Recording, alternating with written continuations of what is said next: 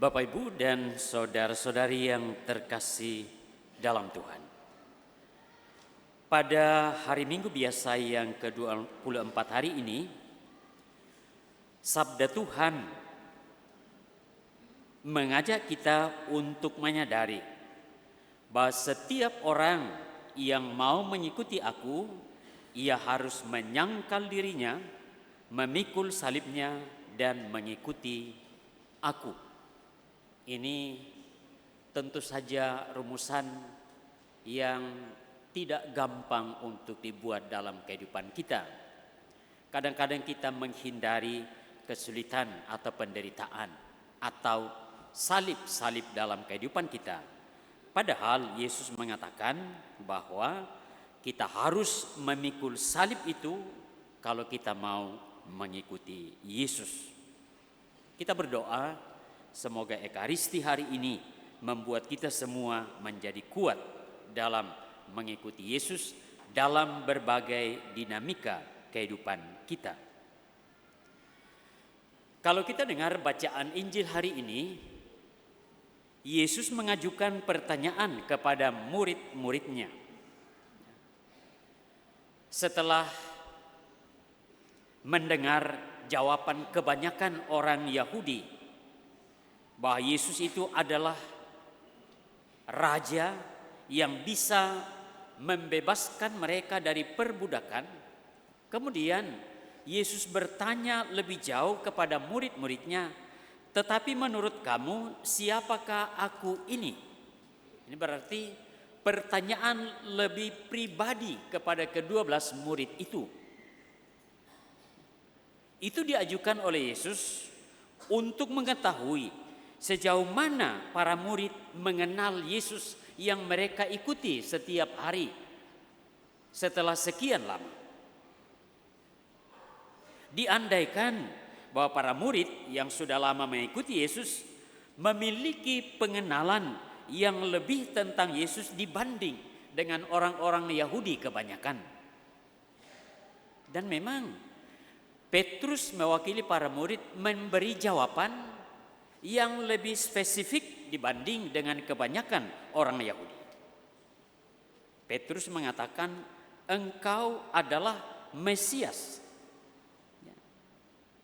Petrus menyatakan Yesus sebagai Mesias. Tetapi jawaban Petrus ini masih terbatas pada Mesias yang kemudian bisa menjadi tokoh atau pribadi yang berkuasa, yang mempunyai kekuatan untuk membuat mereka mampu berbuat, mampu menguasai, mampu membebaskan mereka dari kesulitan-kesulitan hidup mereka. Apakah Yesus puas dengan jawaban itu? Memang ia menghargai jawaban Petrus, kemudian memberi tanggung jawab lebih besar kepada Petrus, tetapi jawaban Petrus belum seperti yang dimaksudkan oleh Yesus.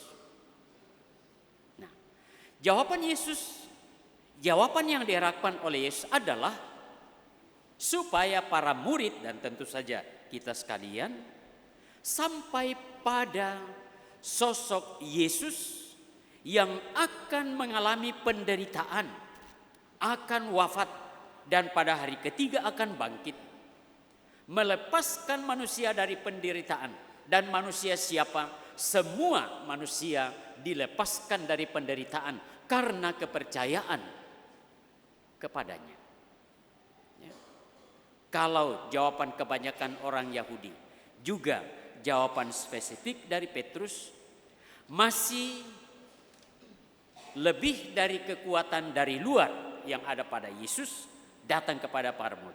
Tetapi yang dimaksudkan oleh Yesus adalah kesadaran pengenalan diri kita akan Yesus yang hadir, yang ada di antara kita untuk menyelamatkan kita. Dan Yesus yang kita kenal ini adalah Yesus yang akan mengalami penderitaan.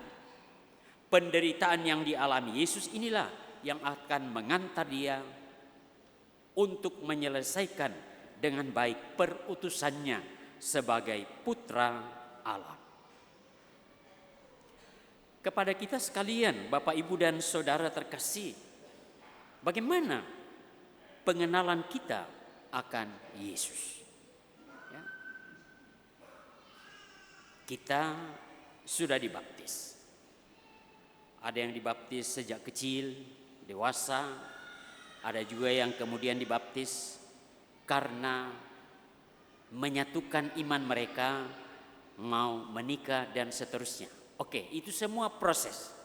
Tetapi pertanyaannya pada hari ini, bagaimana Yesus itu kita kenal dalam hidup iman kita setiap hari. Setiap hari ya, bukan setiap minggu atau bukan 2 kali setahun. Setiap hari. Itu berarti Yesus tidak kita pisahkan dari kehidupan kita. Dia ada, dia hadir.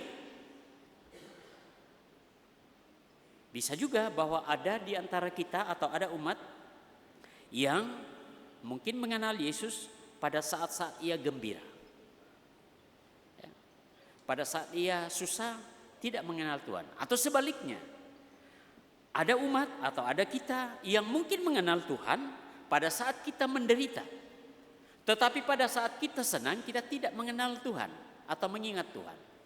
Padahal Tuhan ini harus kita kenal. Yesus ini harus kita kenal sepanjang hari.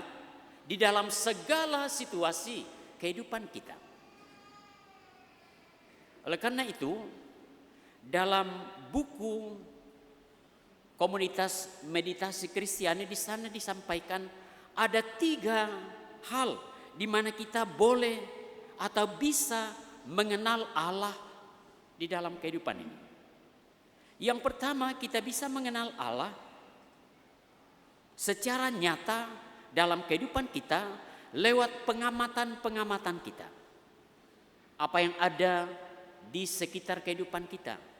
Lewat juga membaca misalnya sejarah, kitab suci, alam dan seterusnya. Di situ kita bisa mengenal Allah. Yang pertama. Yang kedua, kita juga bisa semakin mengenal Allah justru di dalam keheningan batin kita. Bapak, Ibu, dan Saudara terkasih, saya boleh bertanya, kalau kita mau berdoa masing-masing di rumah, bagaimana proses waktunya itu?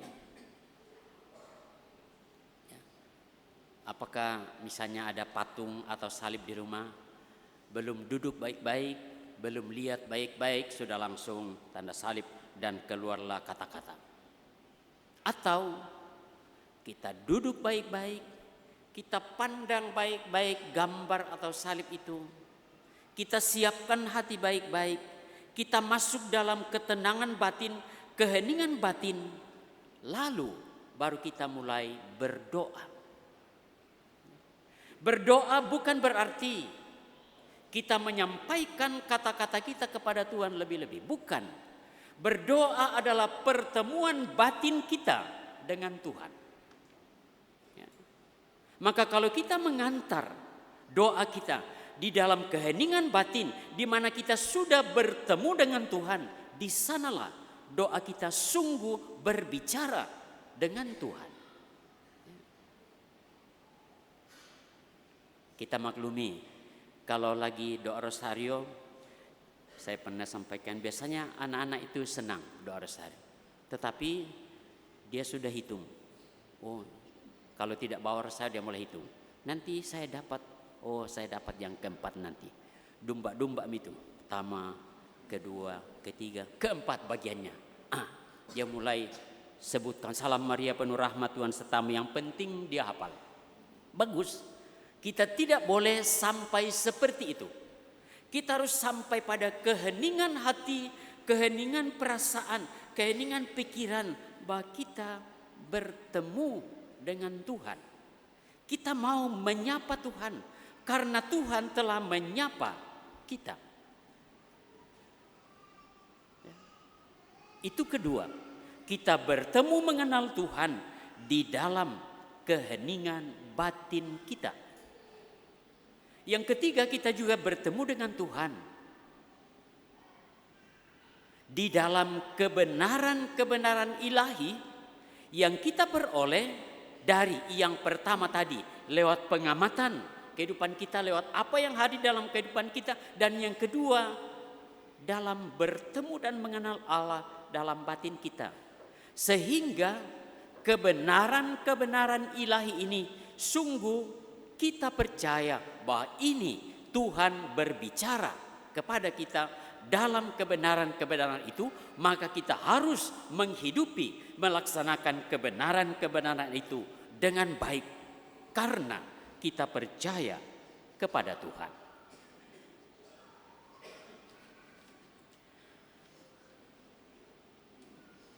Apa yang disampaikan lewat bacaan-bacaan kitab suci hari ini dan permenungan kita, kalau kita amati apa yang telah diwartakan, disampaikan lewat sikap, lewat sapaan-sapaan, lewat teladan-teladan dari Paus Fransiskus yang mengunjungi Indonesia dan 3 negara lain, rasanya semua dikerjakan, semua dihidupi, semua dilaksanakan dengan baik oleh Sri Paus. Ya. Dia sebenarnya Sri Paus dalam penderitaan fisik, ya. Kaki tidak kuat lagi, ya. Harus pakai tongkat, pakai kursi roda. Paru-paru tinggal sebelah. Usia 87 tahun. Tetapi dia mau melaksanakan kunjungan lawatannya ini selama 2 minggu, mengunjungi 4 negara. Dan saya sempat melihat ada berapa ya? Sekitar 16 mempersiapkan sambutan 16, lalu kemudian pertemuan-pertemuan, kalau tidak salah sekitar 60 pertemuan. Ini pasti melelahkan, tetapi dengan sukacita, dengan penuh senyum, dengan penuh keramahan, dengan sikap yang ugahari bijaksana, boleh menyapa semua orang. Tidak hanya umat Katolik tetapi semua orang, dan itu perutusan bagi Sri Paus. Mengapa? Kalau ditanya Yesus itu atau Tuhan itu agamanya apa? Mungkin ada yang Katolik fanatik, agamanya Katolik. Ada yang agama lain fanatik pasti mengatakan agamanya ya seperti agamaku. Tidak. Tuhan itu adalah Tuhan untuk semua. Agamanya semua. Dia mau supaya semua orang percaya, semua orang mengalami kegembiraan, mengalami kedamaian, mengalami persaudaraan, mengalami bela rasa satu dengan yang lain, supaya kehidupan bersama di dunia ini menjadi kehidupan yang penuh dengan kedamaian, persaudaraan, bela rasa. Dalam penerbangan dari Singapura, negara terakhir, ke Vatikan, itu ditempuh dengan 13 jam lebih, masih sempat mengadakan konferensi pers di pesawat. Dan dia sempat mengatakan bahwa dia sangat senang mengunjungi, ya tentu saja semua negara, 3 negara, tetapi secara khusus sangat senang mengunjungi Indonesia. Justru karena Indonesia sangat beragam dalam iman, kepercayaan, agama, tetapi menampilkan persaudaraan, kekuatan, dan itu lewat pertemuan-pertemuan yang dialami. Mudah-mudahan pertemuan itu dan apa yang disampaikan oleh Sri Paus menjadi kekuatan-kekuatan oleh bangsa ini yang hidup dalam berbagai agama, membuat persatuan, persaudaraan semakin kuat. Dia sangat senang mengunjungi Indonesia. Dan sebelum berangkat dari Singapura, sejauh saya baca dalam Kompas, masih sempat melaksanakan pertemuan dengan sekitar 600 orang muda Banyak orang muda di misa sekarang ini.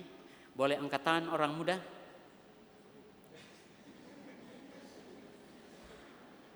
Yang muda tidak angkat tangan jadi sudah tua. Begini, apa yang disampaikan oleh Paus dalam pertemuan orang muda itu? Orang muda itu berasal dari berbagai sekolah dan juga berbagai komunitas agama, sekitar 600 orang. Pesan Sri Paus kepada orang muda ini, supaya orang muda ini mengambil sikap yang berani dalam kehidupan mereka.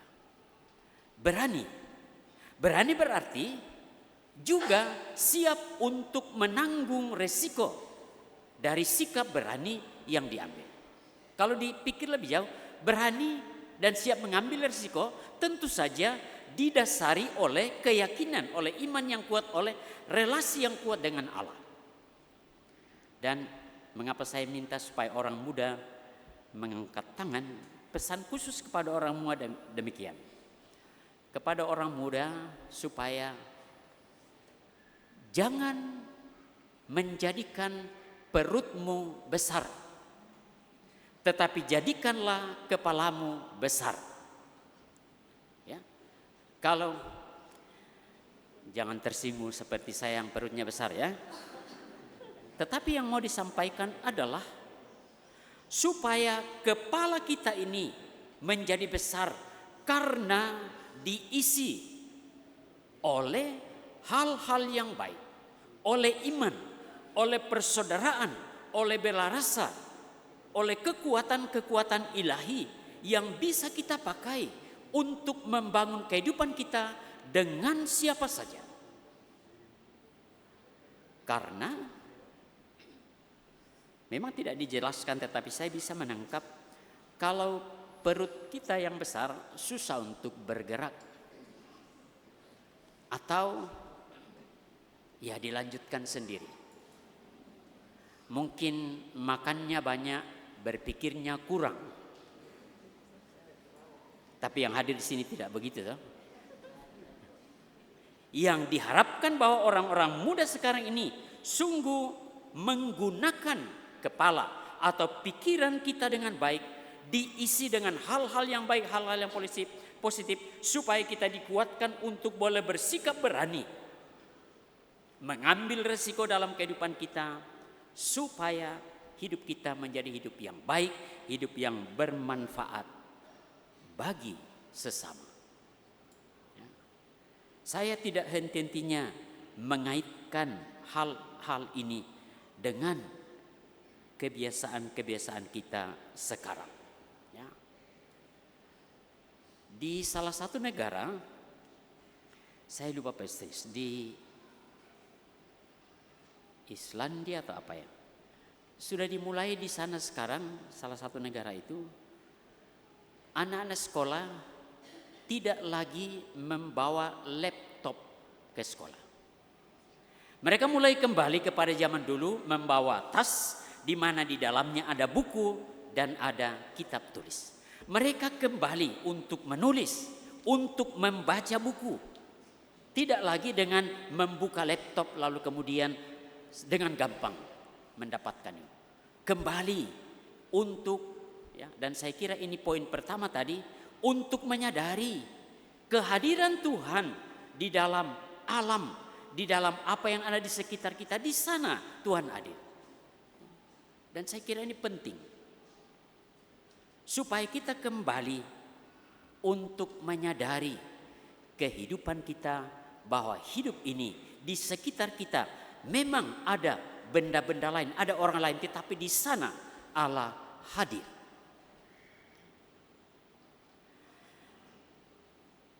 Kalau saya belajar dari dulu dan sampai sekarang, kalau saya belajar, saya selalu mengikutinya dengan sedikit mencatat-catat. Itu ada relasi antara tangan yang menulis ini dengan pikiran, itu tinggal. Sampai sekarang juga kalau saya, kecuali kalau sangat terpaksa, kalau saya membuat renungan, saya selalu membuat catatan kecil, poin-poin yang perlu Walaupun tidak selalu, tetapi kebanyakan membuat itu. Justru untuk, kalau dalam bacaan kedua tadi, mewujudkan apa yang kita pikirkan, apa yang kita hayati atau iman kita dalam perbuatan-perbuatan. Mungkin itu secara garis besar. Oleh karena itu, Bapak, Ibu, dan Saudara terkasih, kita bersyukur kita boleh menjadi anak-anak Tuhan. Nah, syukur kita menjadi anak-anak Tuhan akan semakin baik, semakin kuat kalau pengenalan kita akan Tuhan ini seraya semakin bertambah, semakin kuat, juga seraya semakin kita ungkapkan, wujudkan dalam perbuatan-perbuatan kita, seperti yang telah diteladankan oleh Sri Paus dalam kunjungannya ke 4 negara, khususnya di negara Indonesia. Kita berdoa semoga sikap-sikap dan perbuatan-perbuatan baik itu semakin menginspirasi seluruh warga bangsa ini, supaya apa yang diharapkan, ada iman semakin kuat dalam berbagai agama, ada persaudaraan semakin kuat, dan juga ada bela rasa semakin kuat. Amin. Amin.